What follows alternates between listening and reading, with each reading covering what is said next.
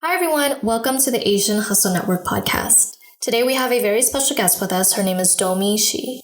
Domee began as a story intern at Pixar Animation Studios in June 2011 and was soon hired as a story artist on the Academy Award-winning feature film Inside Out.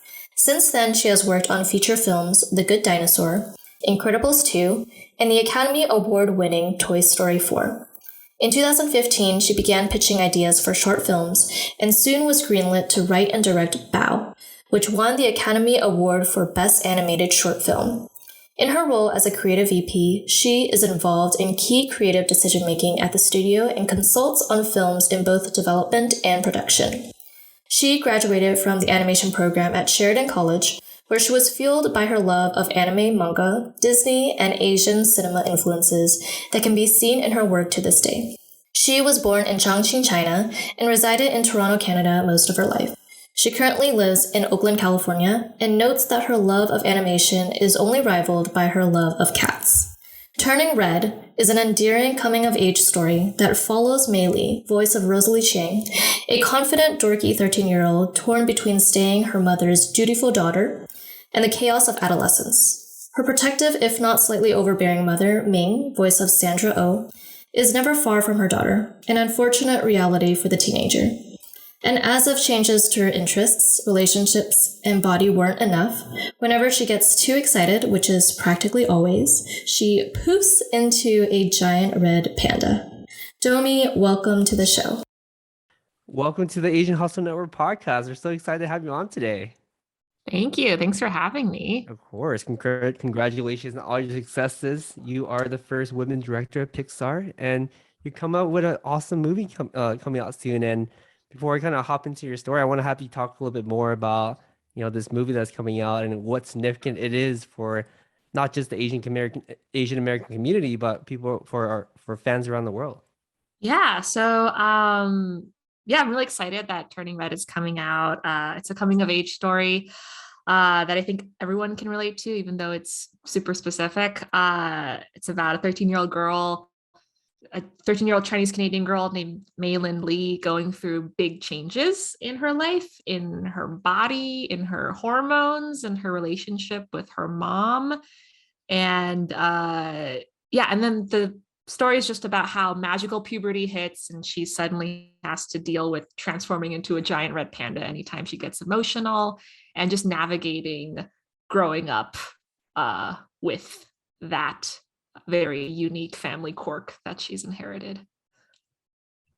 Oh, wow. I love that so much. And I'm sure a lot of people who are listening to this podcast, they have yet to watch it, but I'm sure a lot of people in our community will be watching it because it's so applicable to a lot of people in the Asian American community or Asians in general. And you talk about changes in body, changes in hormone, and we see Mei going through those changes as she's growing up, puberty. So the film also deals with aspects of puberty, but it doesn't exactly say, anything about puberty, but we get hints of it, right? Biological changes. Mm-hmm. And I think when Mei had realized she was going through a transformation, Mei's mom thought that she was going through her first menstruation, right? Mm-hmm. And I think there was an article saying that the production team was unapologetic about the discussion of these topics in the film. I want to know, why was that so important to you as the director? And do you think these discussions of these topics in film helps younger girls feel more comfortable about the many stages that they have to experience while growing up as well? Yeah. I think it was really important for us to not shy away from the cringier topics of puberty and adolescence, especially pertaining to girls. I think it's just one way to normalize it, right? Like, instead of dancing around the topic or not really mentioning it, it just didn't feel genuine for us to try to tell a coming of age story about a teen girl without touching on this very important event and moment that happens to every single girl on the planet. And I think by like not shying away from it, by like just showing it on the screen, we can like normalize it and laugh at it and just tell girls and anyone who menstruates that it's totally okay and that you will survive. It's embarrassing AF, but it'll be okay. I absolutely agree. I think the more we talk about it, the more girls will feel comfortable, talking about it, and we won't shy away from the topic. It's something that's natural, right? And I think that we should all be talking about it. We know that the film is taking place in Toronto, Canada, during the early 2000s, specifically during 2002 and 2003. 2002, 2003, right? Yeah. And Yeah. you were born in 1989. Yeah. So, Yes. yeah. Yes, I I'm in mean, my 30s. no. I think it's really cool because Maggie and I were also like born around the time. I'm also born in 1989, Oh, right? cool. And the fact that we're Nice. following with this character who is in middle school in 2002, 2003, right? Yeah. And that is a reflection of us being in middle school during that time. I'm kind of curious, like, how much is May's character is based upon your own personal experience?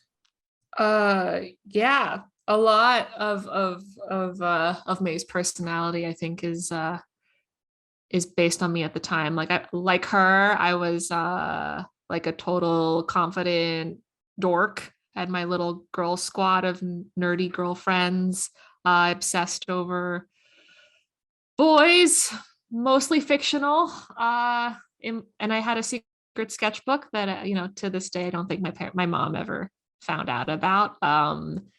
Yeah, so I think May is a lot of May is myself, but also who I wanted to be too. I don't think I was like as brassy and like sure of myself as she is in the beginning of the movie, but in writing her, we really wanted to make this like role model and this like folk hero, this little Chinese Canadian folk hero that you can immediately root for and fall in love with like the minute you saw her on screen.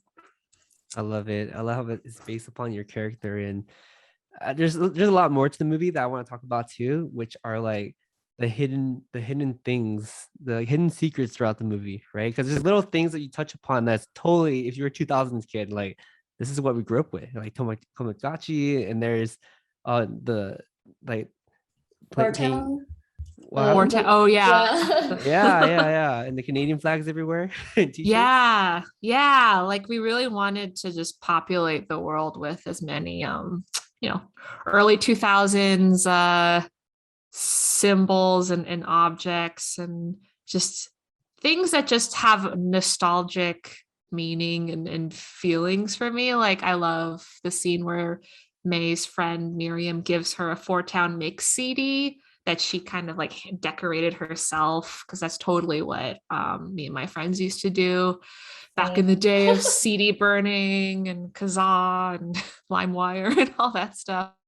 And yeah, and we really wanted to just like it was just really interesting for us to tell this story about this teenage girl coming of age during the early 2000s, because that just felt like the height of boy bands, of pop music, of and the internet was like just starting out, and like social media wasn't really that big of a thing back then, so it just felt like a more innocent, almost like a more innocent time too. That's what drew me to wanting to talk about it. Yeah. That's amazing. We know that you had first pitched the film to Pixar in 2017. So it's been a while now. And I want to know, like, what was that first inspiration for you to come up with a film like this? And where did you kind of get this idea from? Bringing it back to 2017, tell us like how that idea came about.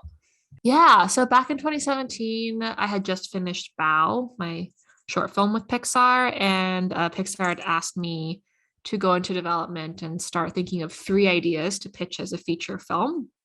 And they asked every person going into development to pitch 3 ideas, and Turning Red was one of them. But all 3 of my ideas were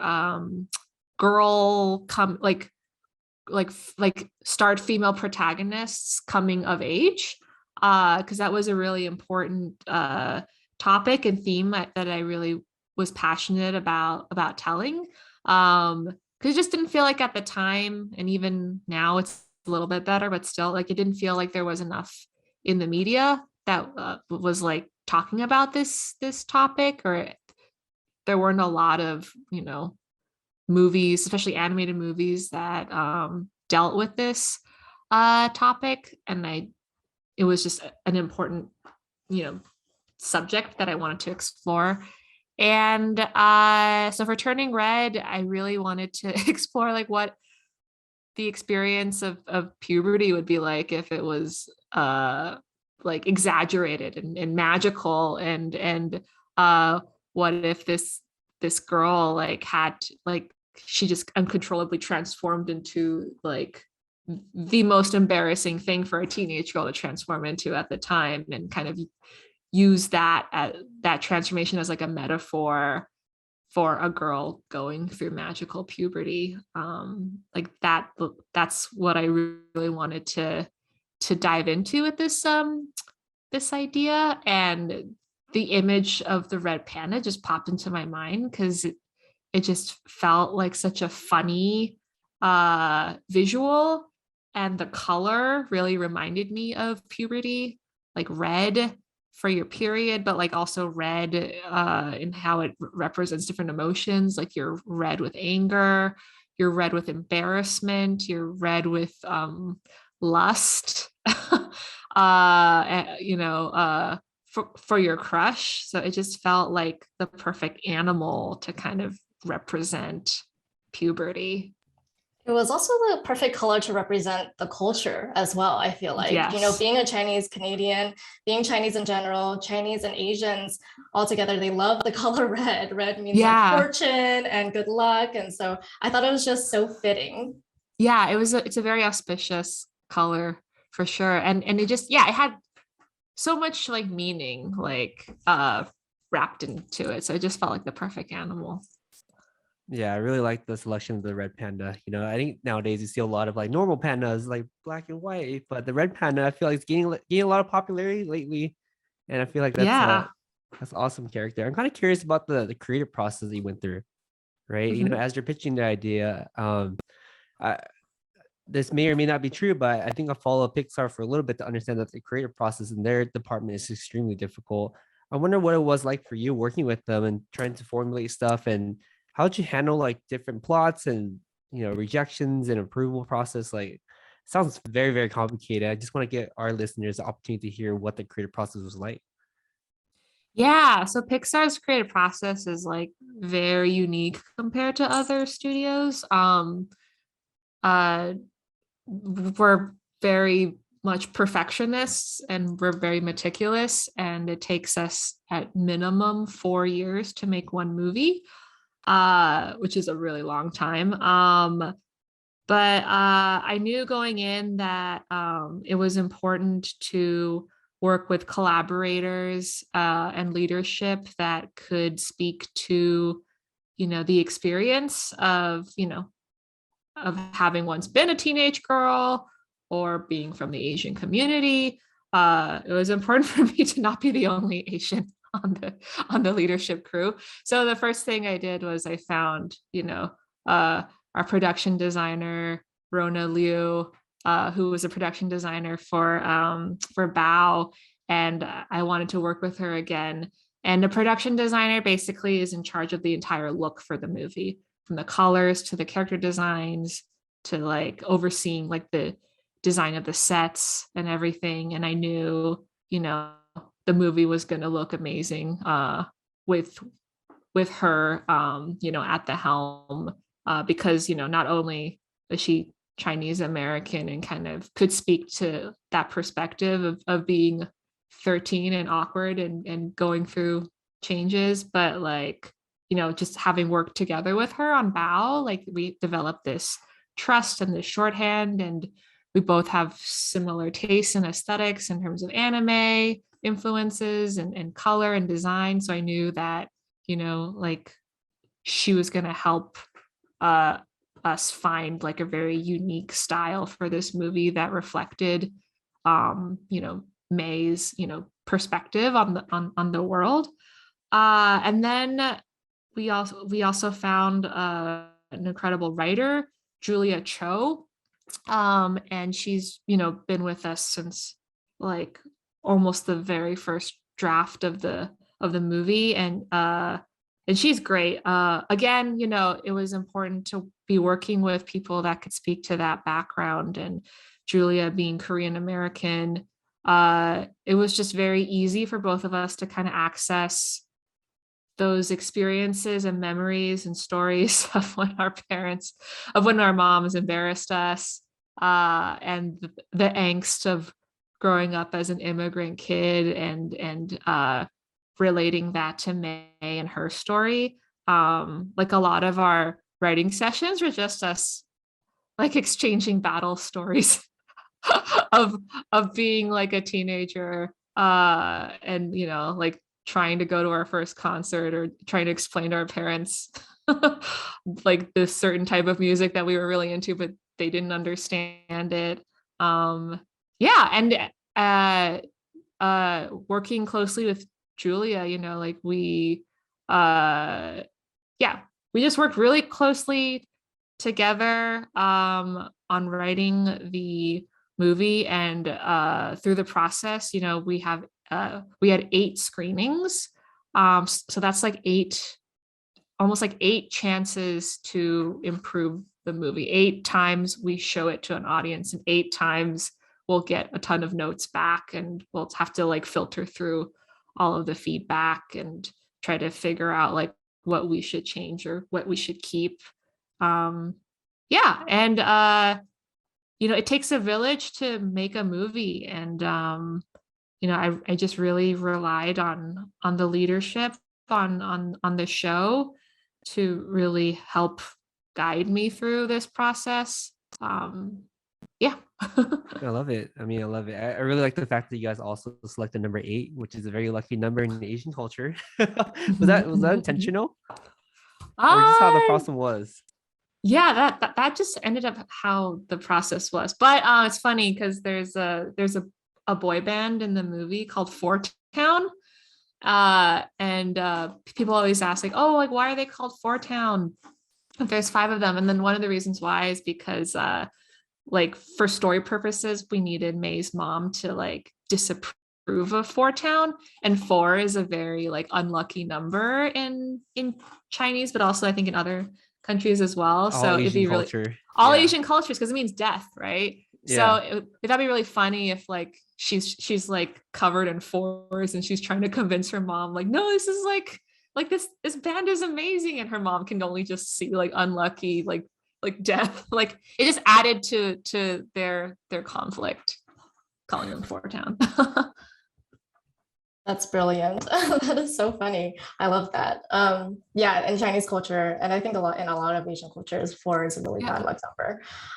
It's just so amazing just hearing you talk about, you know, exchanging just like stories and experiences with Julia, and just talking about, you know, the experiences that you had as, you know, either immigrants or, you know, children of immigrant parents, which is why I think a lot of Asians can relate with each other. I think even though we have such unique differences, we all come from very similar struggles, right? Mm-hmm. And we all come from very similar backgrounds, and we are starting to learn more about that. Like, oh, I went through the same experiences too. I'm also a child of immigrant parents. I want to know what it was like for you personally to be working with such an incredible community, you know, with so many Asians, Julia, you know, Rosalie, Sandra Oh, Wai Ching Ho. I'm sure it was such a phenomenal feeling to, you know, be able to connect with so many other Asians and be able to relate on such a different level. Talk about your experience in that sense, and like, how was it very special for you to be, you know, working with such a great community? Yeah, I also want to add on to that question too. I want to hear more about like how that affected your Asian identity, and how much of that you want to incorporate into the movie, right? Because like, as we know, a lot of us growing up, like being Asian wasn't cool. And nowadays, like being Asian is super cool. You know, it's like, I want to hear how you it's incorporate cool everything. now. Yeah. How did we become cool? No, we were always cool. No, yeah, it's been so surreal and such a huge, like I feel so honored and so lucky that I was able to work with such amazing Asian collaborators on this film, like in every department, like writing, art, animation, voice acting, and voice talent. And it just made me realize how important these it is to for studios to support these types of stories, because like they're still super rare, like I still feel like there aren't a ton of shows or movies, especially in like Western media. So it just feels like it just feels so special. Like there was like one recording session we had, and it was like Sandra was there, I was there, Julia was there, I think Rosalie was there. I don't remember, but it just felt very like, oh my gosh, like we're all here, we're all Asian women, we're all working on this like multi-million-dollar animated film. Like how is this possible? It's just so cool. But let's make sure this isn't the only time this happens. Yeah, I feel incredibly lucky, and also feel this immense responsibility to make sure that this continues into the future, and that more stories from our communities are supported and told. Yeah, it's been awesome. That's amazing. Yeah, I mean, that's absolutely amazing to hear how, this is honestly, as we're looking things up, it's like, what is it, the first Asian American or Asian themed Pixar movie ever? And Yeah. so happy that you're able to lead this project, right? Because we watched your like Bao before too, and it's like, okay, like this, yeah, like there couldn't be a better person. So I'm kind of curious too, like, I mean, going back to the question that I wanted to ask earlier, like, how did your Asian identity play into the movie, right? Because like I want to hear how about like how did that help you plan the storyline based on your own personal life? And also, did Yeah. you like talk to your parents about this and be like, hey, am I talking about the traditions right? Am I doing the culture right? Am I doing everything right? I'm kind of curious too. Yeah. Yeah, I mean, if you watch a movie, my identity plays a huge part in the movie. I think also just in the specificity of the story, I think is very unique to like an immigrant kid, an Asian immigrant kid, and their struggles. Like it was important for me to not tell a story like a more typical kind of Western story where like the parent is very militant and strict, and the kid is very rebellious and wants to break free from the very beginning. Like that's not May's relationship with her mom. Like when you watch a movie, you can tell that she genuinely loves her mom and her family, and she wants to be good for them, and she wants to make them proud, and she enjoys spending time with them.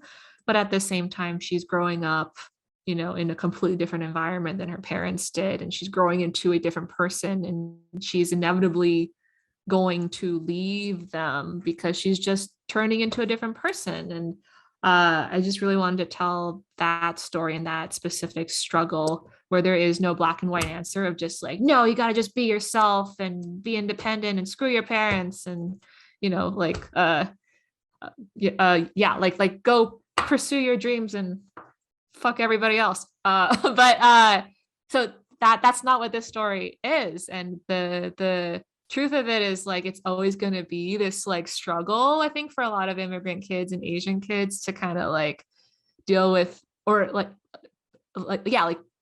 deal with their parents and their family and trying to keep their families in their lives, but also trying to be their own person. And I just thought that was a very juicy topic to explore. Also at the time too, when I pitched it, I didn't quite figure that out yet either. Like I didn't know like what the answer was to that, like be yourself or honor your parents or yourself. So I think in making the movie, I had it's almost like I kind of came to a little bit more of a conclusion or a resolution within myself while making this movie.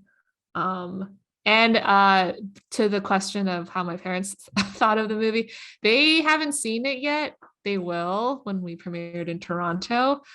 But I have been able to involve my parents in the production of it. Like if you watch the movie and in May's family temple, there's a lot of like calligraphy around the temple, and like all of that was based on my father, like my dad's calligraphy, because his background is like painting and calligraphy, and we were able to get him involved in the film production. So Oh my goodness, that is so sweet. I love that. yeah, he's like credited as a cultural consultant, I think. At the Cultural end. consultant. I Yep. love it. Thank you so much for sharing that. I think, we talked a lot about turning red. I do want to kind of like do big picture. There are a lot of kids who try to look for, representation in movies and film, right? And I think animation is such a great way to go about it, because like films that are, actually filming, like recording actual people acting and, with actors and actresses, that might be a little bit harder for them to conceptualize. But with animation, kids love watching animation. Kids love watching cartoons. So I feel like it's so important for, animation films to be out there, to be building representation.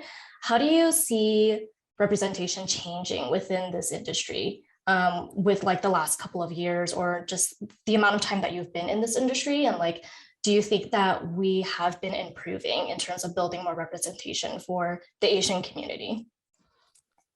Yeah, I feel like I've been in this industry for like 10 years now, and I've seen a ton of change since I started. Um, I was starting to see change even when I was in animation school, because like enrollment at that time was like it was just going into like majority female students enrolling in animation. Whereas, this industry has been like pretty male dominated for a long time. And when I first started, I think anime was still kind of niche and almost like looked down on a little bit, like in animation school, where people just thought anime was like one thing, like big-eyed creepy girls. And but now it's like it's way more accepted in the mainstream. And I think it's just because our world is getting smaller, like we just have more access to cool stuff in Asia. Anime is more accessible. I used to have to go to like a specific Asian mall in Toronto to get bootleg DVDs of the latest episodes of like One Piece or like Inuyasha. But now you can just go on the internet and you have access to like everything, like My Hero or like Demon Slayer and all that stuff. And I think because we have more access to animation and artists all over the world, I think people like there's a bigger appetite for different kinds of stories and different kinds of styles of cartoons and animation. So I definitely think it's like you're starting to see more Asian representation in animation in the West. But it's always been huge in Asia. Like anime has always been huge, but now it's like more Westerners are paying attention to it, and it's being taken more seriously as a medium, I think. Yeah, I absolutely agree with that statement for sure. Like, a lot of animes nowadays are so mainstream. Attack on Titans, Demon Slayer. Demon Slayer movie had a huge box office year. So it's like the acceptance is super high. But I do want to ask a very fun off-topic hot take question. What is your favorite anime of all time? Oh, what? That's so hard. Oh man. That's my favorite anime of all time.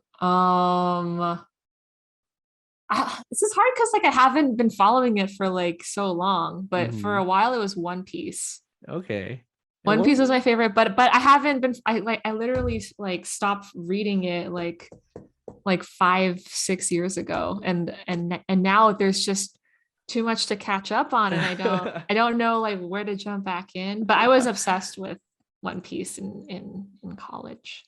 That's awesome. I do agree. One Piece is freaking amazing. So that's a great answer in my book, right? It's okay. It's okay. You're not caught up. Brian tried to make me watch it from the beginning, and I was like, no, that's too long.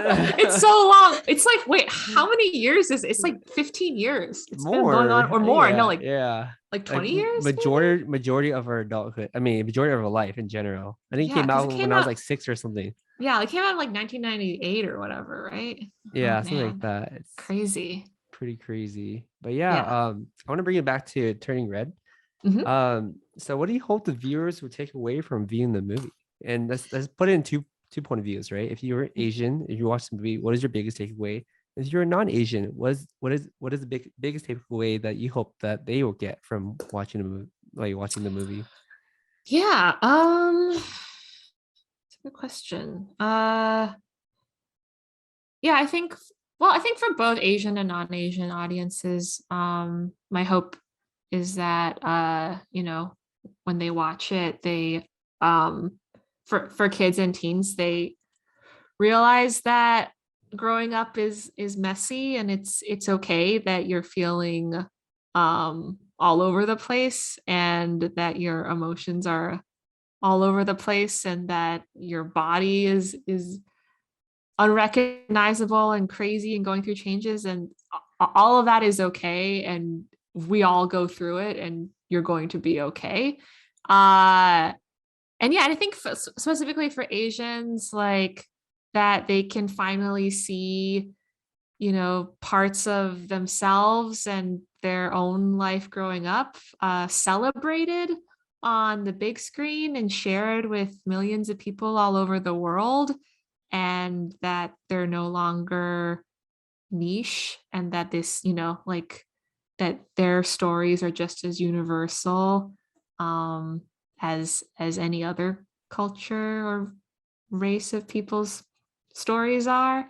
And then for non-Asian people, that, even if we look different on the outside and our, family life is, like even if we look different and there's like details in our family life that are different, that we all kind of go through the same stuff. Like we all go through the ups and downs of growing up and issues with our parents,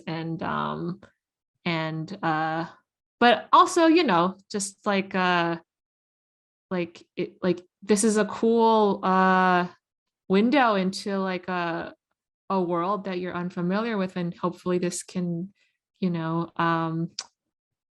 create some curiosity in yourself about exploring different cultures, and maybe trying some of the food that May tries, or that May and her family eats in the movie, or take a trip to Chinatown or a temple. Amazing. I know you mentioned that May in the movie, she goes through a lot of stages of growth and puberty, and you mentioned that she is in ways representative of you, right? In many ways. Because she went through so many changes, and maybe you thought of this, maybe you didn't, but I do want to know, was there anything that you had learned about yourself that was new while you were kind of like writing the script for this movie? And as May was growing up, was there anything that made you realize, I learned something new about myself as I relate myself to May?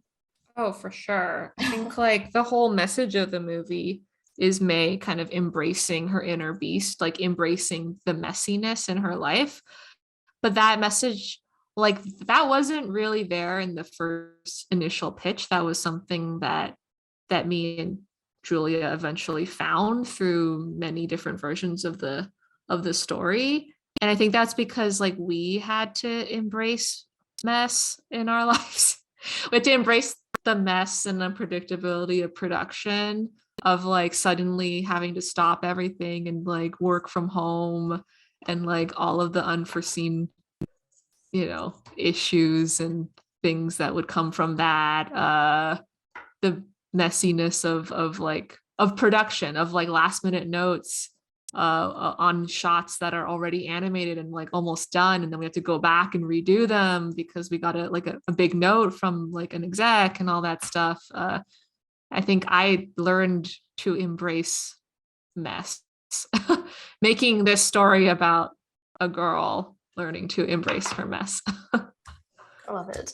And so we have one last question for you, Domee, and that is, if you could give an advice to a young female, young girl who is trying to embrace her mess as she's growing up, what would that one advice be?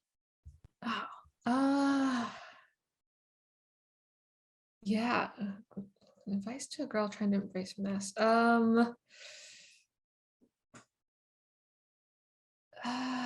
So tricky. Let's see.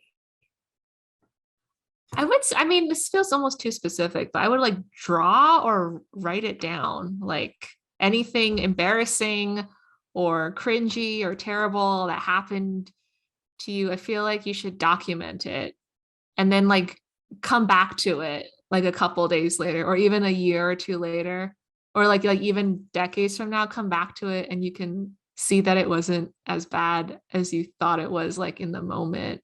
And then that could also just be like a source of gold for you like later on, like a fun like little time capsule, I think. But just know that like everything that you're feeling is totally valid. But it'll just feel smaller and less scary and intense with time. I love that. I love that so much. I mean, oftentimes we go through so many peaks and valleys, and it's like we're always thinking, how do we get through this? And then a year later, you think, well, I got through it, just like that. And then another year, you just get through these problems, one problem after another. So we're actually stronger than we think we are. And I love that you mentioned that, you should write and draw it down. I think Brian loves that because Brian loves writing down things. I love writing down things and drawing things sometimes. I can't draw that well though. Tries to draw. So where can our listeners find out more about you and Turning Red? So Turning Red, you guys can check it out on Disney Plus March 11th. I am on Instagram at Domee Shi. You can check me out there, where I post doodles and musings, and like if an embarrassing thing happened to me, I'll draw it and post it on Instagram. That's where you'll find me. I'm not as active as I want to be, but I'll try to be more. Sounds good. And we'll leave all that in the show notes for you guys to find Domee. Your energy, your story, it's so positive. We love it. And when the movie comes out, you can make darn sure that we're gonna promote it. I'm just gonna say that we're gonna promote the crap out of it on our social media. So we're super excited to support you. And thank you so much for being a podcast today. Yeah, thank you, Domee. Yeah, of course. It was fun. All right, thank you.